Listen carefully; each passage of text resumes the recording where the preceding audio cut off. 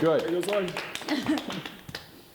I want to learn from a master, you know, like people that live it, that, you know, embody that kind of spirit and do it all day, every day. The physical damage comes with the fire. And not only are you a danger to yourself, but you're a danger to every single person that's around you. People do these things and they're not all dying. You know, there is a science to it and a method to it. So as long as you follow that, you'll be okay. Good, good. Now, take your applause. Classes run $1,000 for a 16-session-hour class. And in that class, it's just a barrage and a wealth of knowledge. You're getting every nickel's worth in this course. Like clockwork, 2 to 3 weeks after any particular session ends, I'll get an email or two from a former student, you know, from that past session, telling me how their experience was completely life-changing, how it was just the best thing that they've ever done. It really is a fraternal organization. They're having the same exact experiences as you, and nobody else can relate to that. I'm in bed. I quit. While one part of Coney Island has been spiffed up, another part remains tarnished by Superstorm Sandy. More than a year and a half after the storm ravaged New York City, people living in public housing are still waiting for much-needed help to come. Here's Pearl Masick and Bianca Flowers with the story.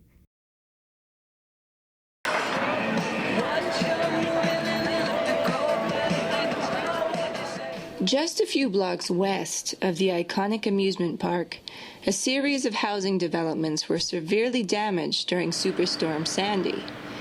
These developments, run by NYCHA, the New York City Housing Authority, were flooded by seawater, knocking out electricity and heating. After the storm, NYCHA placed temporary boilers in these buildings. Ronald Stewart used to live in O'Dwyer Gardens, one of the 9 housing projects near Surfside Avenue. He says that after the storm, it took several days for utilities to be fully restored to the area. Of all the housing projects that are in Coney Island, O'Dwyer Gardens was the last housing project that got any real service. They had no lights, they had no heat, they had no hot water, and right now they still are functioning on a generator, which went out during the colder months when the temperature dropped. For about 3 days, they had no heat. Stewart's daughter lives in O'Dwyer Gardens, along with her children. For several days during winter, she had to move into his house because there was no heating in her building.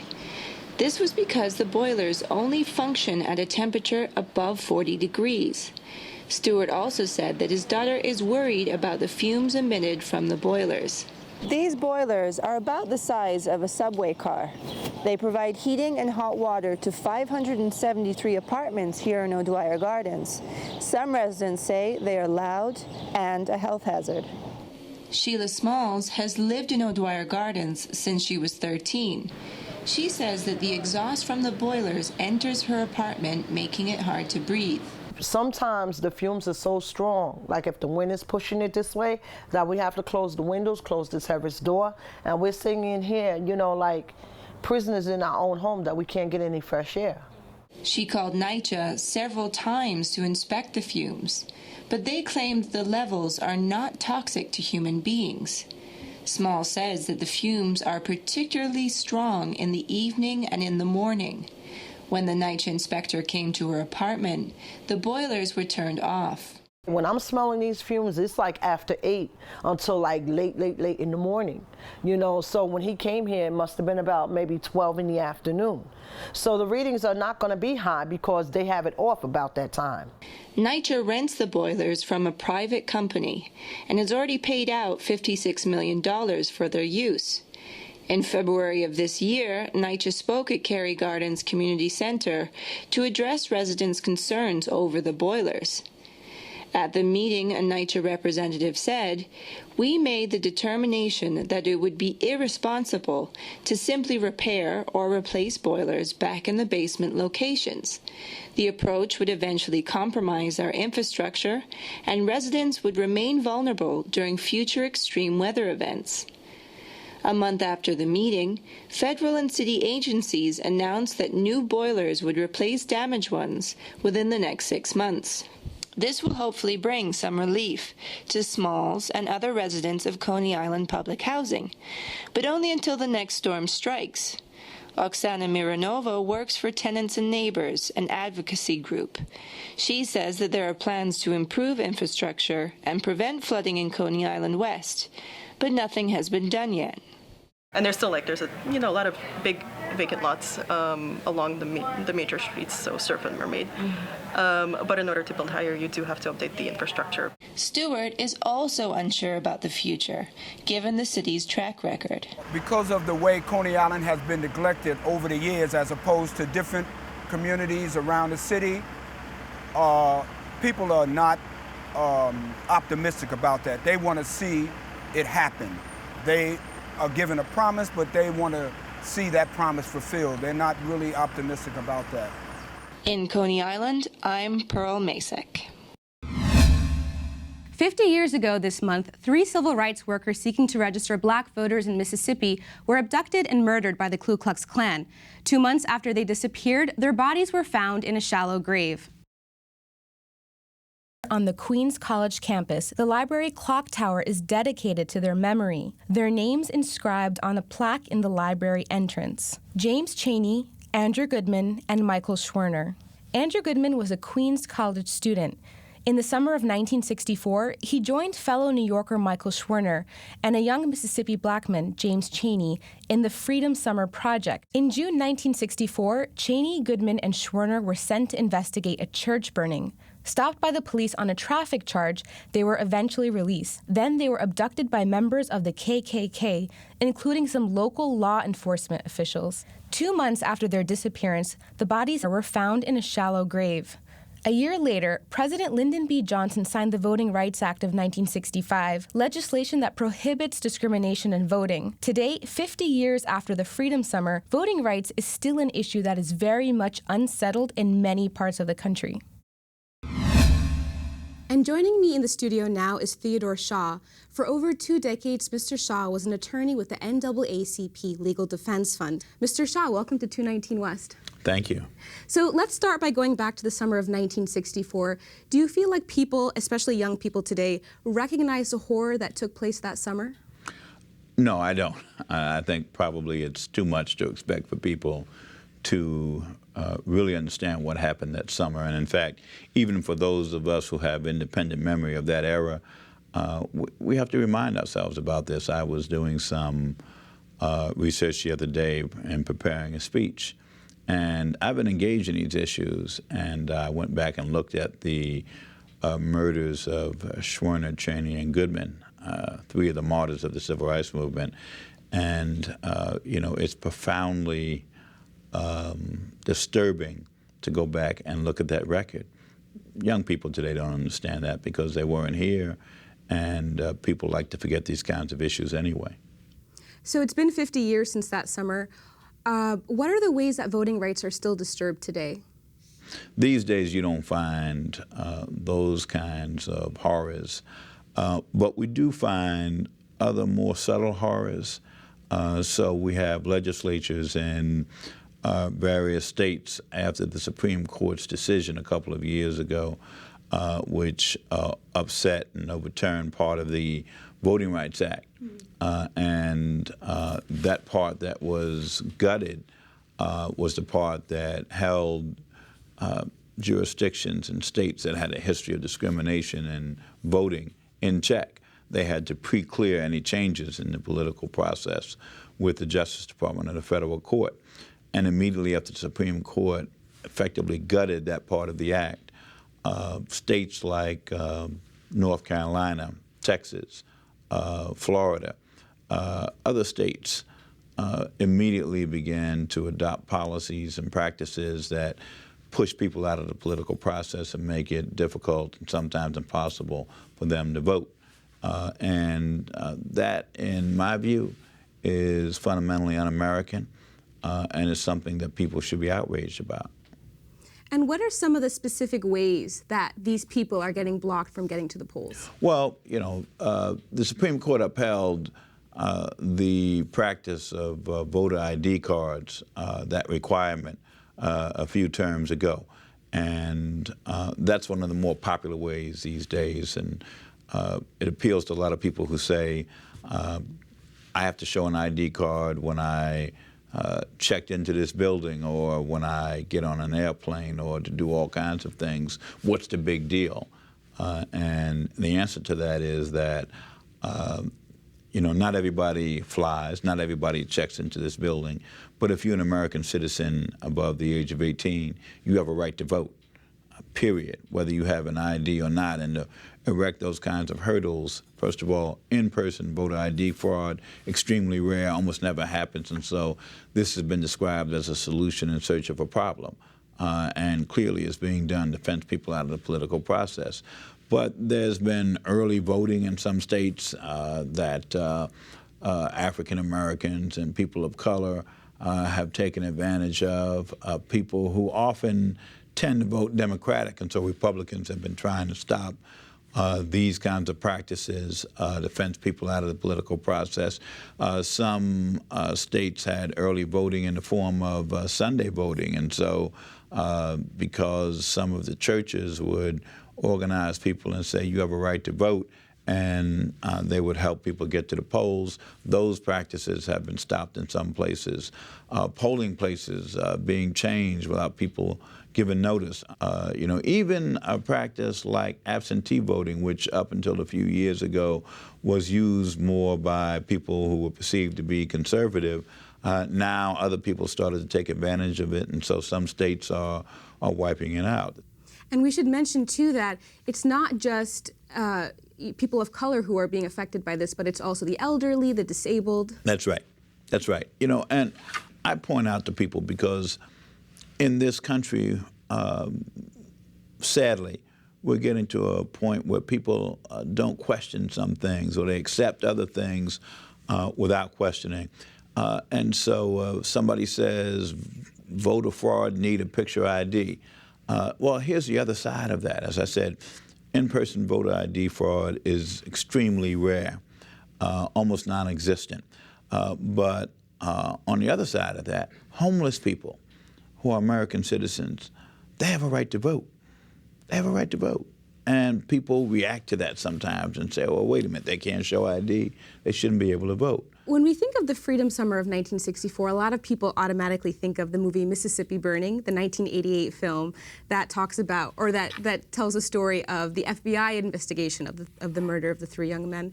How close is that film to the historical reality? It has little to do with historical reality. It's Hollywood. And in fact, I was very unhappy about that film's depiction of both the FBI and African Americans and the other people who were the civil rights workers, including, you know, the white civil rights workers who came to Mississippi.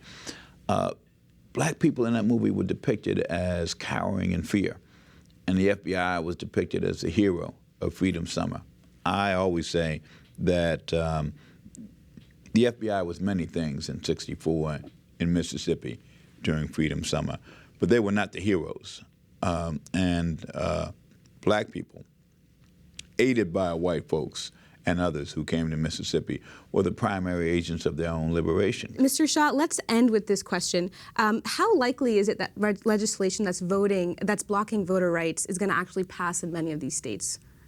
Well, there's been enactment of legislation in Texas, in Florida, in North Carolina, in South Carolina, in other states, after the Supreme Court invalidated part of the Voting Rights Act. And now the question is whether or not these states, it's not only the South also, you know, it's a problem in places like Indiana, in Ohio, and in other jurisdictions. The question is whether people are going to wake up and understand what's going on and say, you know what, this is fundamentally un-American. You know, people have the right to vote. This is a sacred right. People literally bought and paid for this right in blood. Thank you so much for joining us today. Thank you so much. It's prom season and the quest for the perfect dress. But when you're a plus-sized young woman, your options are limited. Here's Natalie Abruzzo with the story. It's the biggest night in a high school senior girl's life. Between the sequins, satin, and tulle, every girl has an idea of what she wants to be wearing at her prom. But for some, the best she can hope for is just something that fits. They had some nice dresses, but as you go down towards your size, the dresses just get not pretty anymore. It gets uglier. But you have to find the right dress for you in plus size.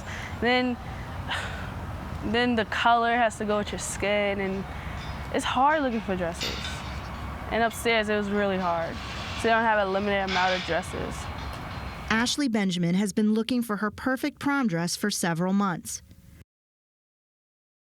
Her weekends are filled with trips to the stores and dress giveaways. You can bring socks in case you want to try on shoes? No. For the 12th straight weekend, Ashley and her parents head out shopping. Since she hasn't had much luck in regular stores, she's trying a free prom dress giveaway that advertised plus sizes. We're here for the dress drive, right? Y'all want me to show you down? While Ashley tries on dress after dress, her mother waits, but she doesn't think that it's going very well. It's not finding the dresses. Either they're too small or they're cut. Okay. So now she's actually in there trying another dress, so hopefully it'll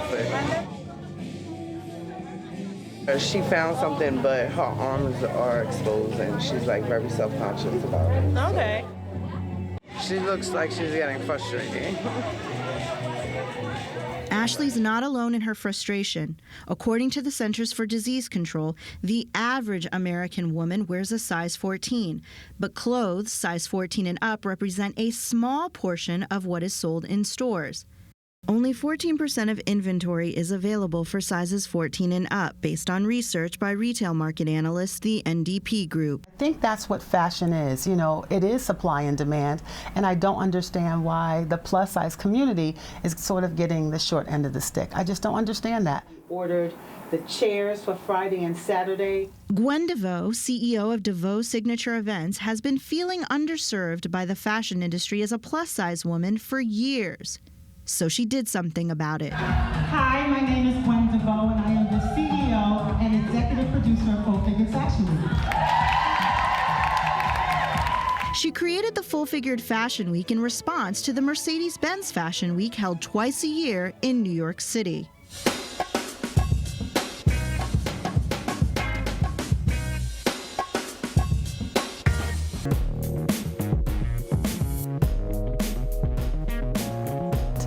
It's a huge market. And sometimes I wonder if designers, why are you really designing clothes? Isn't it to make money? Or are you still stuck on what they say back in the day, this fantasy? Oh, fashion is creating a fantasy. Well, okay, create a fantasy on my body. Yeah. DeVoe understands why Ashley is having such a hard time finding her fantasy prom dress. You know, we need another formal wear designer. We need a few more. Special occasion dresses are really, really hard to find.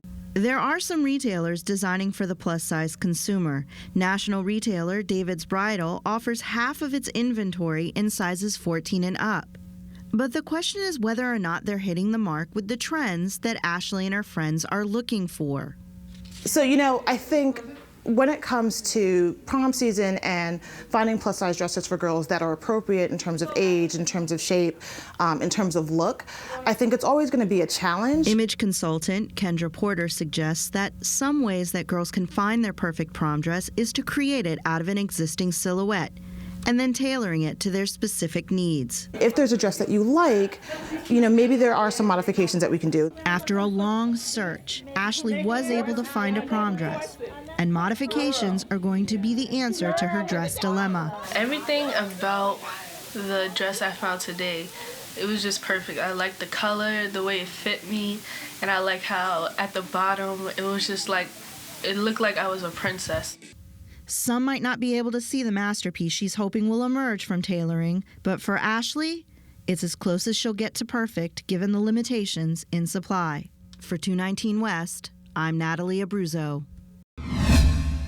For many couples, June is a month to tie the knot, but many others are searching for love every month of the year. 219 West, Melissa Stumpf and Chelsea Hirsch found out how much New Yorkers are willing to pay to find true love. How much would I spend? I believe that love is priceless, actually. I don't know if there's like a price tag to it. So I put a price tag to it. Convenience is something that New Yorkers have no problem paying for in all aspects of their lives, even in love. A 2013 Match.com study found that single Americans spend $82 billion annually on their dating lives. Out of that $82 billion, the average amount spent on dating services, such as online memberships, apps, and coaches, is almost $6 per month. But the average amount spent on traditional dating, such as going to bars and events, is almost $60 per month. But some people in New York spend much, much more. For men, I usually start at $10,000. Like my date coaching is $5,000, and my matchmaking packages range from $8,000 to $15,000. So, and that's like 6 dates. That means she charges $1,500 to $2,500 per date. How can she charge that much? Well, funny you should ask. Her prices didn't start off that high. I sent out an email, telling people that were following me, so it's kind of creating a brand. And I made a typo. I put an extra 0 at the price, and my business tripled. And so this has been my full-time job since 2009. That full-time job consists of getting to know her clients.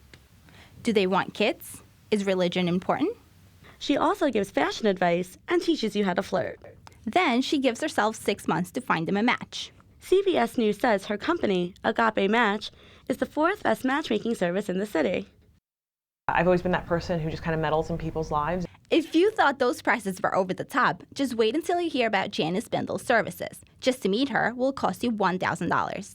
I'm America's top matchmaker, more known as an icon, so I've been doing this for over 20 years and my success rate speaks for itself, so I really can charge what I want to charge, and it happens to be a lot of work. Janice's work has resulted in over 1,000 married couples all over North America.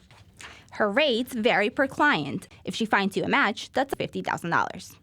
To get Janice out of New York will cost the client more money. I get to travel on other people's money to fabulous places, and my business trips are amazing. They entail going out to dinner to great restaurants, shopping in the finest boutiques because that's where I find women, going to the best gyms because that's where I find women. The magazine The Week reports that the online dating industry has expanded 3.5% a year since 2008. It's grown to be worth $2.1 billion. I think it's a really good source for meeting other people, especially in New York. It seems like people are very focused on their careers. How About We charges users $35 a month for their services. They are on the more inexpensive side of the spectrum. Other sites such as Match also charge similar monthly fees. eHarmony and JDate are more expensive, but that doesn't deter their users. Consider JDate like I compare it to Lomitz. You could go 99 times to the store and never find anything. But when you go 100th time and you find the perfect thing, it was well worth all those visits. Hildy Ryder used JDate on and off for 9 years until she met Barry. They've been together for 7.5 years. I am not good talking to people until I know them. So being on JDate gave me an opportunity to get to know someone. So you have to invest a little bit of time and a little bit of money and a lot of energy into dating. The good news is a lot of the new dating services are free apps. One of them is He Texted, a crowdsourced advice app. It's a whole new world, so we're just trying to navigate it for people. You just have to look at something like Tinder, where it's growing like crazy. And yeah, I mean, we have so many Tinder-related questions coming in every day. So you may find yourself spending thousands of dollars. Or nothing at all. For 219 West, I'm Chelsea Hirsch. And I'm Melissa Stumpf. That's it for this month's edition of 219 West. Thank you for joining us. I'm Reem Nasser. And I'm Layla Falls. We'll be back next month with more stories from the 5 boroughs and beyond.